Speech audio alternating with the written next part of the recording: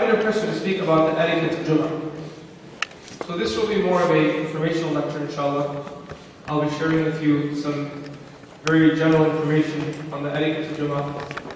And most of it will be recitation of the hadith of the Prophet ﷺ. So here in front of me I have like 10 ahadith of the Prophet ﷺ that I'd like to share with you. And each of these ahadith they share with us a unique etiquette of Jummah. The first thing is that, where does the word Jumu'ah come from?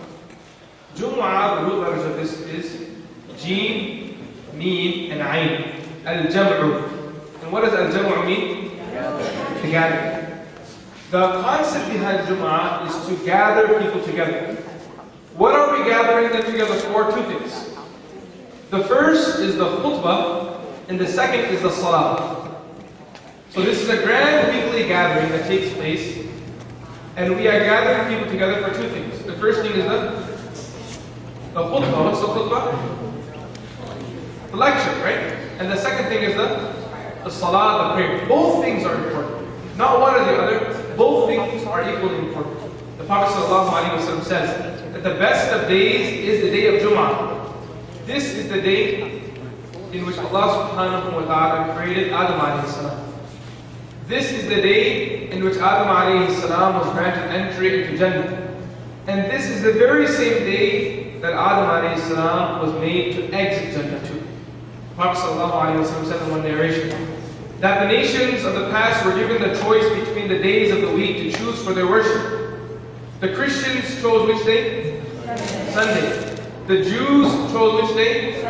Saturday. And the Prophet ﷺ said, the best day was reserved for our ummah, and that was the day of Jummah.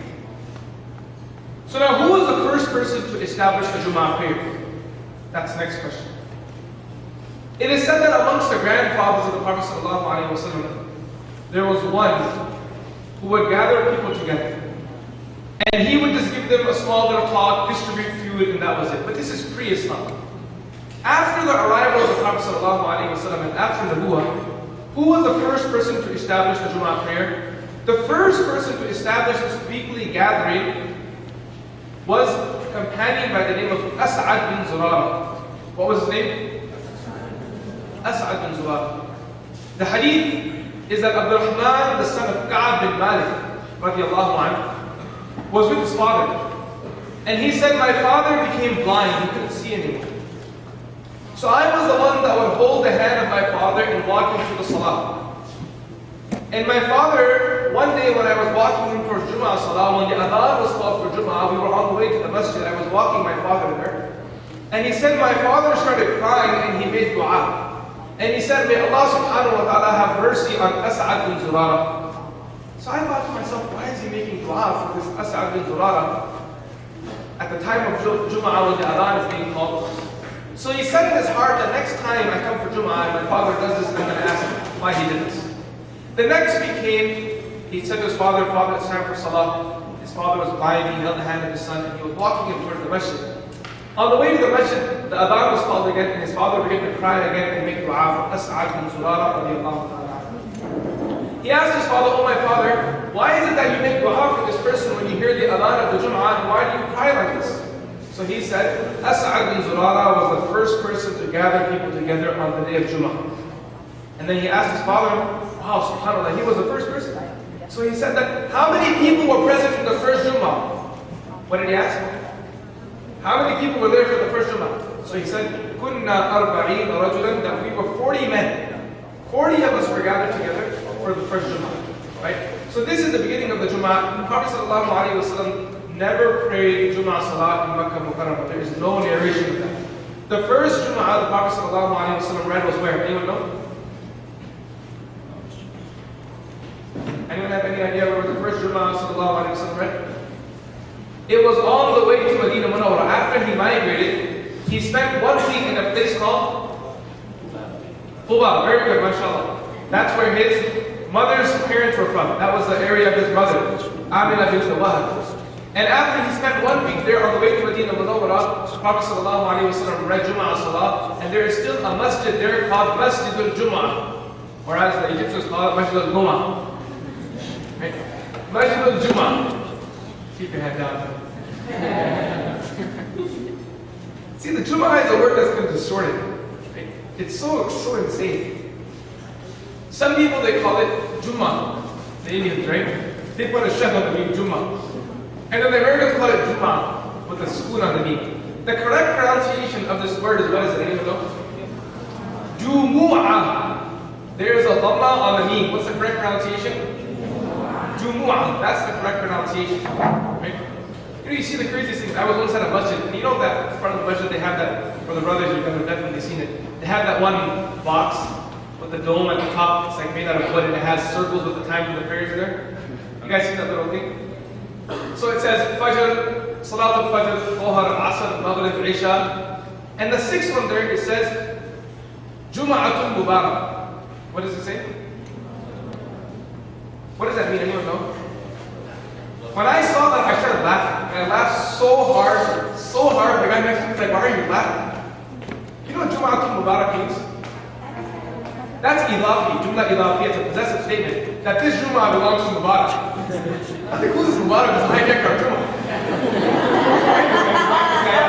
Right? Jum'atun Mubarak, what does that mean? Jidar dar, the wall of the house. Qadamu Zayd, the pen that belongs to Zayd. Jum'atun Mubarak, right? The Mudaf ilayh has an alif lam on it, it's ma'rifah, right? It means the Jum'ah that belongs to Mubarak. Let's even find this guy and get this guy started punching hijacked our Jum'ah. Jum'ah belongs to the Ummah. It's something that the Prophet ﷺ left behind for us. So the Prophet ﷺ says in the hadith, and as the Shaykh mentioned earlier on in the last lecture, I heard him saying it, that indeed the day of Jum'ah is a blessed day. In this day of Jum'ah, Allah subhanahu wa ta'ala has placed a moment. And the hadith says, لا يوافقها رجل قائم يصلي يسأل الله فيها خيرا إلا أعطاه إياه. That there is a moment in the day of Jummah. And if a person makes dua and his dua matches that exact moment, Allah subhanahu wa ta'ala will give him immediately what he asks for. Right? There's a story that our teacher once told us that there was a lady. She had, you know that the grinder they use for wheat. In Urdu they call it a chakki kapat, right? It's called a chakki, but they grind wheat. So she had this milk, and she's spinning it, and she knew that on Jummah, if you make the dua, and your dua matches the exact second, your dua gets accepted. So Thursday, she crashed out. She slept all through Thursday. As soon as the Maghrib Adhan was called on Thursday, Jummah starts, right? And it lasts until when? The Maghrib of Friday.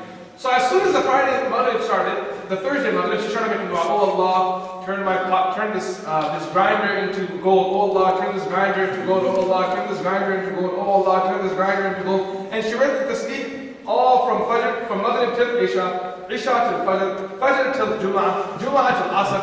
And then she got tired. She's like, man, I hadn't slept all day. I didn't even stop for food because I didn't want to miss that moment, right? At least, oh Allah, if you're not going to turn it into gold, turn it into silver, and turn it into silver on the spot. She caught the second after Asr Salah, right? So there is a time in Jummah where Allah subhanahu wa ta'ala has placed so much barakah in that time that a dua that is made in that moment will be accepted immediately. Now, when is that time in Jummah? And as the Shaykh mentioned earlier on, that this is a mubham time. What is it? You know what mubham means? It's unknown, right? It's majhood, it's unknown, it's mubham. No one knows when this time is. However, scholars, based off their experience, because when we hear that there is a time on the day of Jummah that if a person makes dua during that time, his dua will be accepted immediately, that should encourage us to make dua throughout the day of Jummah. How many of you have made a single dua yet? MashaAllah, single dua is very good. Okay? Most of us are raising our hands because we don't care. We already have everything. When we ask things from Allah, we're going to demand it from Allah. Well, I want it quick. Let's go fast. We demand from Allah. We don't ask from Allah. We're not beggars in front of Allah. That's a problem with our duas. That's one of the great problems with our duas. Right? Al-isti'ajal. We want things quick on a plate. So we're supposed to search for this moment throughout Jummah and keep making dua. Another example where Allah subhanahu wa ta'ala kept the answer hidden was in the night of power, the night of power, Laylatul Qadr. Do we know which night it is? It's one of the odd nights. Some narrations suggest it's one of the last 10 nights period. Some say it's one of the odd nights. So now what we do is we search every single night for that night, every one of the last 10 nights of the last 10 days, or the odd nights to find that moment. So the purpose behind this unique moment of Jummah is that we spend as much time as we can searching for this moment and making dua to Allah. However, some scholars have shared their experience and they say that we made dua on Jummah a lot and our duas were accepted. and they shared their experience when they found their du'as being accepted. So some scholars say that this moment is after Fajr Salah. Some say it's during the Tahajjud Salah, the night between Thursday and Friday. After a person prays Tahajjud Salah during this night and he makes dua, that's when his dua is accepted. As can be seen in the hadith of Ali radiallahu anhu, that he told his student that if you wish to become strong in your memorization of the Quran, he said pray 4 rakat and read 4 particular surahs in each rakat, and then after that make dua. When did he tell him to make dua? When did he tell him to pray? In the night between Thursday and Friday. Some scholars say it's after Fajr Salah. Some say it's between the 2 khutbahs of the Jummah. When the Imam sits down, what does the Imam usually do? He makes dua between the 2 khutbahs on Friday. The Imam makes dua. And some scholars say, and this is also the opinion of majority, that this dua is accepted Friday after Asr Salah. Friday after Asr Salah, this is when this dua is accepted. We should make this dua as much as possible. Friday is the day for dua, and Allah will accept it. Now another thing along with dua that's very important on the day of Jummah is the recitation of Surah Al-Kahf. Prophet ﷺ says, the one who recites Surah Al-Kahf, in that week if shaitan comes, in that week if Dajjal comes, right? Allah Azza wa Jalla will save that person from the fitna of Dajjal. Look, we have many temptations and many tests throughout our life. Yes or no? Boyfriend issues, drug issues, this issue, that issue. We have 1,000 issues that we're facing. But out of all of the fitnas that we ever face in our life, what is the greatest fitna, the highest fitna mankind will ever see? It's called Dajjal. What is it called? It's the greatest fitna. All the fitnas in front of Dajjal are like small little grains inside a desert. Because Dajjal's fitna will be walking. And it will be so great that in order to maintain and control the fitna of Dajjal, Allah Azza wa Jalla will send Imam Mahdi and Isa alayhi salam. Both of them will come to control the fitna of Dajjal. That's how great it will be. It won't be in the control of any scholar, any sheikh, or any leader. That fitna will be through the roof. The Prophet ﷺ says that the one who reads Surah Kahf on Jummah, okay, he will be saved from the fitna of Dajjal if Dajjal is to come that week. The greatest fitna he will be secured from, my teacher used to deduce from that that person will also be secured from any fitna that is lower than that too. Did you guys understand that?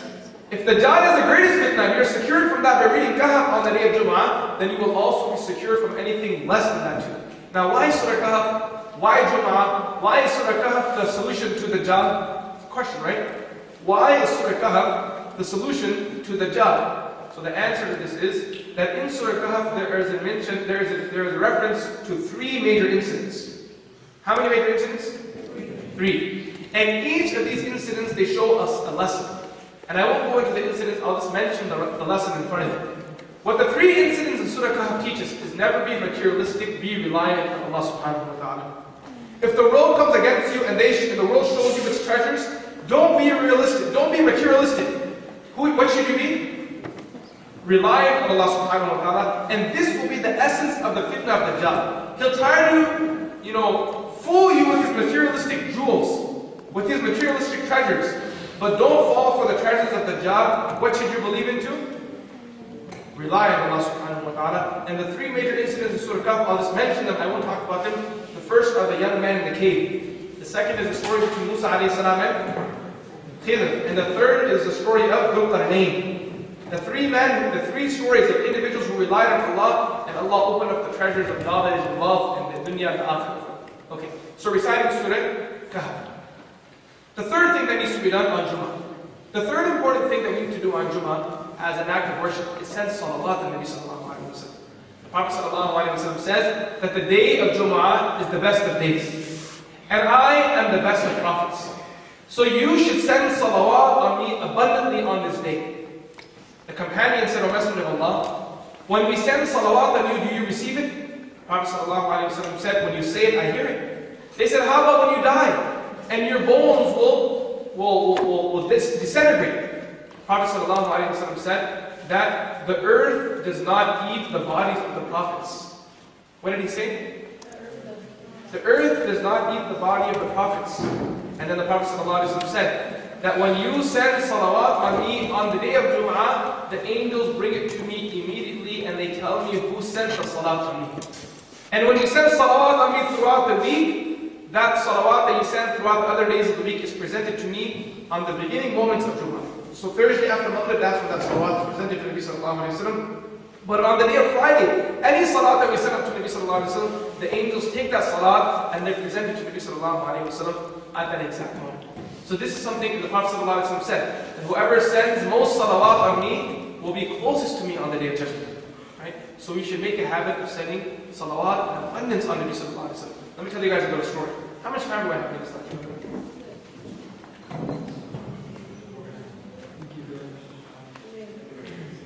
Okay. I went for Hajj this year. And there was a young sister who came with us for Hajj. American young girl in college. We told her, I met her she approached me after one of the lectures. She said, Sheikh, I want to change myself. What can I do? I said, look, there's many different ways to change yourself. And one thing that I'll encourage you, one of the greatest ways to change yourself is to go for Hajj. Go with a scholar, go with someone who can guide you, and go for Hajj to change your life. And she was crying. She said, I'm not worthy of Hajj. I have boyfriends. I drink. I've done zina X amount of time. She sat there and telling me her whole story.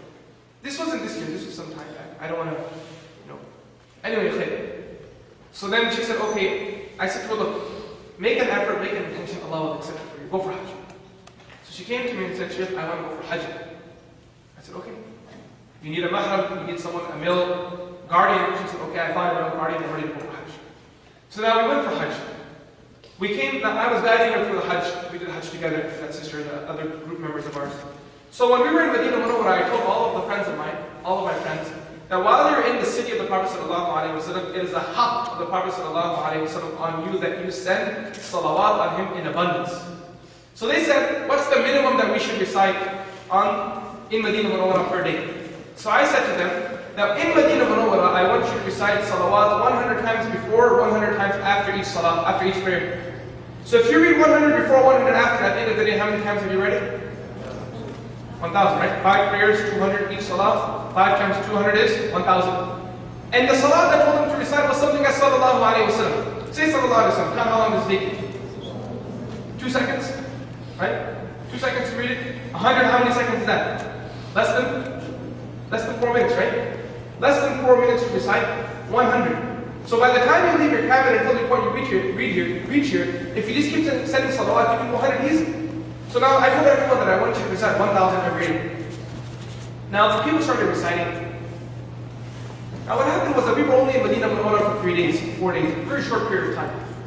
Now one day I saw this very same young sister. She was in maybe early 20s if anything.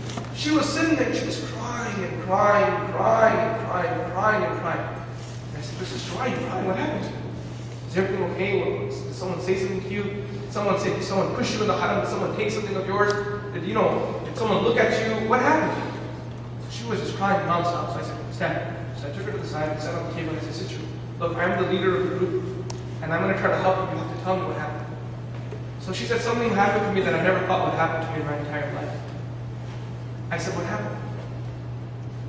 She said that for the past few days, you said to read 1,000 salawat on Nabi sallallahu alayhi wa sallam. You know how many she was sending per day? Take a guess. This young girl was sending 30,000 salawat per day. How many? The chances are most of us won't even read that much in our entire life. And she was reading that much per day. So I was shocked. I said, SubhanAllah, that's something to be proud of. Why are you crying? So she said, the reason why I'm crying is because something happened that I never thought would happen. And she cried more. I said, what happened? She said, last night I saw the Prophet sallallahu alayhi wa sallam in my dream. And she said, from the life I came from, I thought this is something that would never ever happen. And Allah Azza wa Jalla honored me by allowing me to see sallallahu alayhi wa sallam in my dream. So sending salawat to Nabi sallallahu alayhi wa sallam is something that's greatly undermined in our community. We underestimate it. That's something that just happens. But I'm telling you, I've seen people. One of my teachers, he told us a story. That when he studied in madrasa, he had a roommate. They had monks. So his roommate was also a very pious student. My teacher, Sheikh Yusuf, was also a very pious person. They were both young men, though maybe one was in his early teens, the other one was in his mid-teens. So his roommate became very sick. So my teacher, he fed him food, covered him in a cloth, took care of him. And he said to him, don't worry, you'll be okay, just be patient, be patient. Now what happened was that the next day, my teacher, when he came back, he saw his roommate was smiling. So he said to him, why are you smiling? He checked his temperature, he still had a fever. Yeah, I have a fever, why are you smiling? So he said, last night I saw the Prophet ﷺ in my dream. And the Prophet ﷺ came to visit me and he said to me that also and so every night before you went to sleep you used to send 25 salawat on me. Last night I didn't receive your 25 salawat, so I figured you'd be sick, so I came to visit you in the dream. Sallallahu alayhi wa sallam. How many salawat? How many? Did I say 25,000 actually today? Did I say 2,500? How much did I say?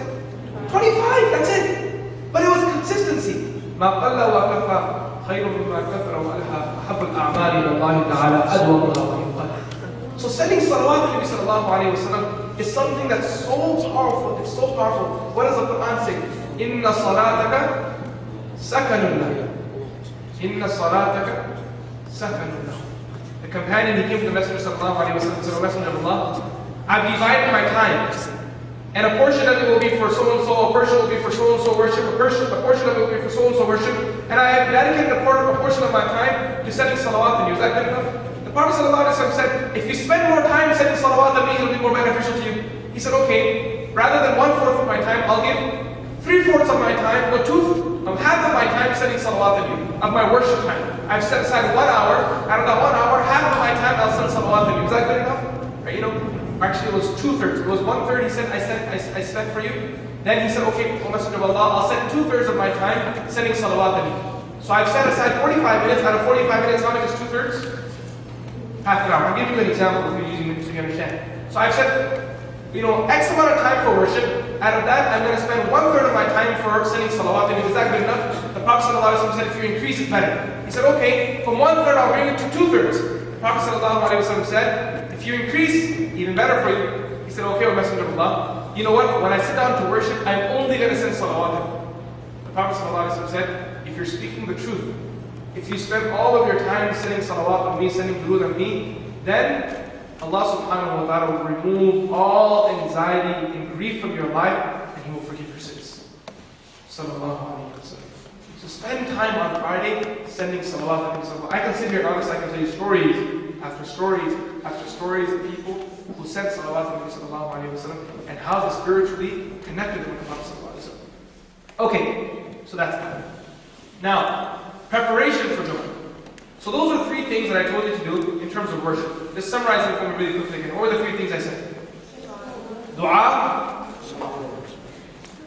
kahf, and then salawat on Nabi sallallahu alayhi wa sallam. Okay. The next thing is preparing for Jummah. The Prophet sallallahu alayhi wa sallam says in the hadith, من اغتسل يوم الجمعة ومص من طيب إن كان عنده ولبس من أحسن ثيابه ثم خرج حتى يأتي المسجد فيركع إن بدا له ولم يؤذي أحدا ثم أنصت إذا خرج إمامه حتى يصلي كانت كفارة ما بينها وبين الجمعة الأخرى. The Prophet sallallahu alayhi wa sallam says, whoever takes a shower on Jummah, whoever bathes on Jummah, and then applies perfume to his body, if he has perfume, some fragrance, applies fragrance to the body, and he wears from his best clothing, okay? And he wears from his best clothing, something that's beyond the norm. You dress up a little for Jummah. That's what the Muslim does, because this is a good day. And then he exits his house, and one hadith that also says he also uses the miswak, okay? And then he exits his house and he goes to the masjid. And in one hadith, the Prophet ﷺ says, he doesn't just go to the masjid, he walks to the masjid. And the hadith says, وَمَشَى وَلَمْ يَرْكَبْ. He walks to the masjid and he doesn't ride to the masjid. So he doesn't drive to masjid on that day. He doesn't go on an animal that day. That day he walks. Why does the Prophet ﷺ want us to walk to the masjid? The reason why he wants us to walk to the masjid is because if all the Muslims are walking to the masjid, doesn't that show a presence of the Muslims? Yes? Thousands of people are walking on the street, they're all dressed up very nicely. They're sending salawat to Nabi sallallahu alayhi wa sallam, they're making dua, and they're taking their time, walking nice and slowly towards the masjid. Doesn't that show an impact and make a big impression on the non-Muslims? Yes or no? Right? That's why for Eid Salah, what did the Prophet sallallahu alayhi wa sallam say? Take one pathway and come back from another pathway. So show the kuffar that there is a presence of Muslims. Show the non-Muslims that we are here. We have a presence. And a person, he can take his time while walking to the masjid. When a person walks to the masjid, he has a time to think and ponder. Right? It gives you time for worship while you're walking. Another benefit of walking to the masjid. And then the Prophet ﷺ said, then when he comes to the masjid, he reads 2 rak'at of entering into the masjid. And then the Prophet ﷺ said, and then he takes his place in the masjid close to to the Imam without hurting anyone.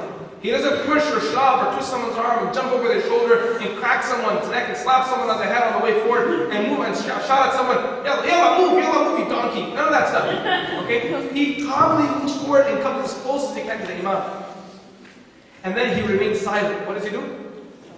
He stays silent. If he needs to, he prays his Surah Kahf, whatever. But when the Imam exits, he goes silent. Until the hadith of Prophet ﷺ says that if the person next to you is talking in the khutbah and you say to him, "Answer, quiet," you've done wrong. You don't even stop someone from talking. You're not supposed to talk at all. Nothing. When last week I was sitting in Jummah in my masjid, one person came and said, "Assalamu alaikum." I didn't say Assalamu alaikum to him, he got a little offended. Then I had to explain to him after the Jummah that you're not allowed to say anything in the Jummah khutbah. You're supposed to say completely silent. The Prophet ﷺ, he says here that the person stays completely silent. Now the question comes, this is something that Sean asked me on the way to the lecture. He said to me, how about during the khutbah when the Imam is reading dua? Or when the Imam reads the verse, إِنَّ اللَّهَ وَمَلَائِكَتَهُ يُصَلُّونَ عَلَى النَّبِيِّ. Indeed, Allah and the angels send peace and blessings on the Prophet ﷺ. يَا أَيُّهَا الَّذِينَ آمَنُوا. Indeed, those who believe, صَلُّوا عَلَيْهِ وَسَلِّمُوا تَسْلِيمًا. Send peace and blessings, send salutary and blessings on the Prophet ﷺ. When the Imam reads this verse, do we send salawat on Nabi sallallahu alayhi wa sallam, or do we stay silent? And then the second question is, when the Imam is reading du'as at the end of the second khutbah, do we say Ameen or do we stay silent? So there is a difference of opinion in this matter. Imam Abu Hanifa rahmatullahi alayhi, his principle is that because the Prophet sallallahu alayhi wa sallam said to stay silent even from stopping someone from doing evil. Someone's talking, he's doing wrong. Yes or no? And the Prophet sallallahu alayhi wa sallam said, don't stop him. That means, don't stop someone from doing bad, and stopping someone from doing bad is actually an act of worship. So the Prophet ﷺ said, stay away from that particular verbal act of worship, even in the khutbah. Did you guys understand the logic that I applied there? So Imam Abu Hanifa based on the logic, he says that you will not send salawat on Nabi sallallahu alayhi wa sallam verbally, and you will not say Ameen to the dua verbally. You will send salawat in your heart, and you will say Ameen in your heart. However, Imam Shafi'i and other scholars, they say that no, you can say salawat on Nabi sallallahu alayhi wa sallam verbally, you can bring your voice to it, and at the same time when the Imam is making dua, it is permitted to say Ameen. Okay? So that's a difference of opinion there. Those who follow these different schools of thoughts, you have the rulings in front of you. Okay, now when you go for Jummah, when you head out towards Jummah, you should go for Jummah Salah early. Go as early as you can. Now what happens to most of us? We ask, when is Jummah khutbah today? Right? 1:15. So what time do we arrive in the masjid? 1:14 and 30 seconds. Right in time. Sit down and the Imam's going to start. And those are the pious people. The pious people arrive at 1:14. And the rest of us, when do we arrive? 1:45. When does the salah start? It starts at 1:45, right? So when do we arrive? At 1:48. When do the rest of us arrive? 1:48 while we're still yawning and fixing our topi on our head. Is it right? Is it right? And doing our miswak because our mouth stinks. Because our body stinks. We're putting perfume on our body because we just woke up and came to the Jummah. That's a joke, come on. You know, remember one thing, don't make jokes out of the deen. When you make a joke out of the deen, Allah subhanahu wa ta'ala becomes angry too. And Allah asks you to do something, to do it properly. Are we asked to do this on a daily basis? No. Right? And look at the Quran. The Quran, what does it say? You know, if I invited you to my wedding, right?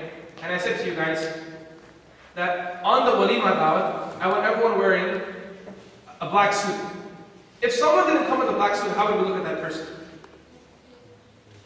I told you, why didn't you do it? And imagine you came to my wedding with a sleeveless shirt on, or a half-sleeve shirt, with torn up jeans, and the shirt is so short that when you bend over, everyone can see your behind. Right? How would I look at you? If you came to a wedding like that, what would happen? Be honest. You'd be killed, executed, right? The aunties would stuff dye in your face. How did you come like this? You didn't make your hair, you just woke up. Imagine going to a wedding with your hair all over the place, and your breath stinks, and your eyes are still full of gunk, and you have these nasty shorts on, or nasty pants on, and you're still fixing your shirt up, and you have your top few buttons open. You just look so unpresentable. Would you ever go to a wedding like that? No. So because your friends asked you to dress properly, you're going to dress properly. Allah Azza wa Jalla, He makes a request to us in the Quran. Where do you find in the Quran that Allah subhanahu wa ta'ala says, dress up for me? Do you find that anywhere in the deen? Allah Azza wa Jalla says in the Quran, O son of Adam, I have one request. Ya bani Adam, khudhu zinatakum inda kulli masjid. when you come to the masjid, I ask you, dress up for me. What does Allah Azza wa Jalla say? So how should you dress up when you come to the masjid? For the guys and the people with you, how should you dress up? Would you come to a wedding with a hoodie on? No, you wouldn't. And if you're saying yes, there's something wrong with you. You're not socially stable. Because it's wrong. It's wrong etiquette. You wouldn't do that. You would honor the person. And if your Lord is asking you to dress up, then it's haq that you dress up for Allah. That's the haq. That's the right. So the Prophet ﷺ tells us to dress up for Jummah, and we should come early for Jummah. Now the hadith says that when the people come for Jummah Salah, yeah, the best way to dress up for the brothers is to wear a Kamani thobe. Represented. Search for the K, guys. Right? The Prophet ﷺ says that come early for Jummah Salah, for indeed at the door of Jummah, there are two angels sitting there. And they write down for each person that comes through the door a special reward. And for the first person who walks in, what does he get? The reward of sacrificing a camel.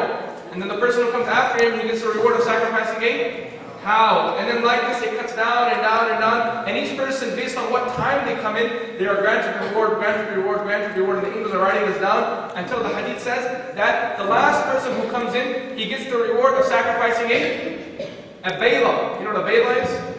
An egg. He gets a reward. That's the hadith of the Prophet ﷺ, that he is given the reward of sacrificing an egg, right? Minimum reward. And then when the adhan is called for the khutbah, the angels, they close their books and they go in the masjid and listen to the imam carefully.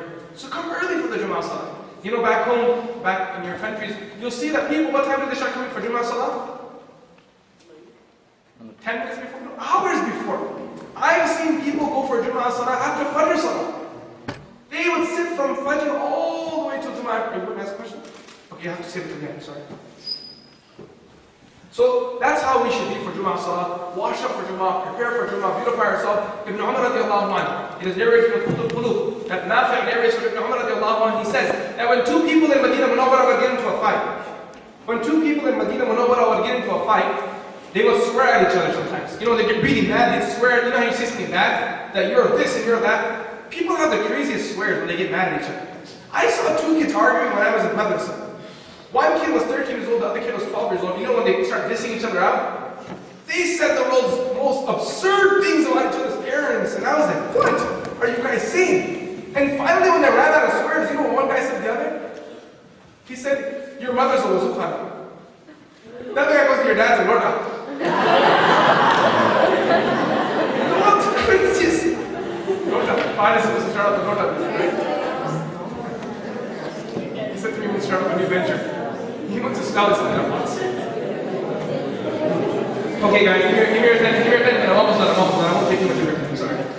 Okay, so Ibn Umar radiallahu anhu says that when two people in Medina would get into a fight and they really go at each other, you know how they used to say, like, you know what kind of foul language they use against each other?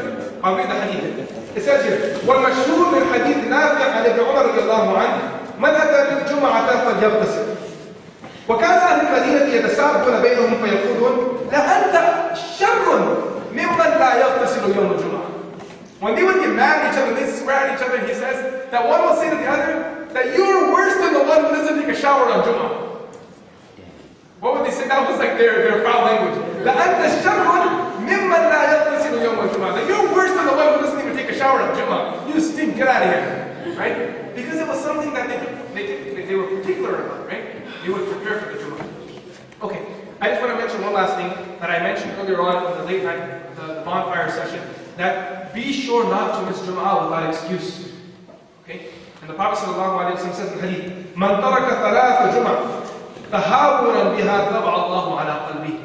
Whoever misses 3 Jummah without excuse, straight, who misses 3 Jummah straight without excuse, Allah Azza wa Jalla seals that person's heart. And when the heart is sealed, then what happens is that nothing goes into it, nothing comes out of it. The person can now no longer benefit from the Quran and Sunnah.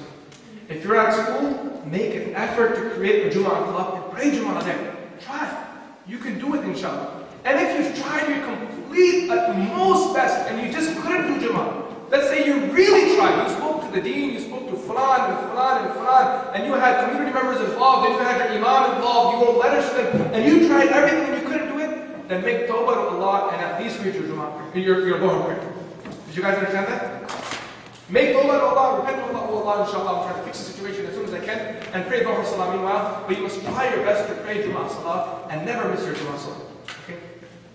So that's some etiquette regarding Jummah Salah. These are some hadith of Prophet Sallallahu that area in front of you. Everything that I said more or less in today's discussion were derived from these 10 or 15 hadith that I have here in front of me. I pray that Allah grants us all the ability to act upon what has been said. And if we treat Jummah the way it's supposed to be treated on a weekly basis, trust me, it will be a spiritual refreshing. It'll refresh yourself. It'll motivate yourself. It'll clear yourself. It'll really lift yourself. It'll be a spiritual uplift. May Allah grant us all the ability to do so. And He allows us to benefit from our festivals. And Allah grant us the ability to benefit from Jummah. Subhanallah wa bihamdihi. Subhanallah wa bihamdihi. Ashhadu an la ilaha illa anta. نستغفرك ونتوب إليك. آخر دعوانا الحمد لله رب العالمين. السلام عليكم.